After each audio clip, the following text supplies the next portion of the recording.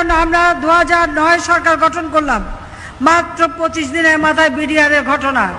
ওই দিন তারেক জিয়া সকাল 7টায় 6টা-7টার সময়, খালেদা জিয়া তখন ক্যান্টনমেন্টের বাসায় বসবাস করে, খালেদা জিয়াকে বলেছে বাড়ি থেকে চলে যেতে। আপনারা জানেন খালেদা জিয়া 12টার আগে ঘুম থেকে ওঠে না, কিন্তু ওই দিন সকাল 7টার মধ্যে ক্যান্টনমেন্টের বাড়ি থেকে সে পালিয়ে যায়, আন্ডারগ্রাউন্ডে যায়। কোথায় গিয়েছিল? আর তারপরে বিডিআরে হত্যাকাণ্ড ঘটে। এই হত্যাকাণ্ড ঘটার পিছনে ওই বিএনপি জামাতেরও হাত ছিল। বিডিআরে 57 জন অফিসার মারা গেছে সেনাবাহিনীর, তার মধ্যে আওয়ামী লীগ পরিবারেরই ডিজি সহ প্রায় 33 জন আওয়ামী লীগ পরিবারের সদস্য। এই হত্যাকাণ্ডের সঙ্গে যে তারা জড়িত এতে কোনো সন্দেহ নাই।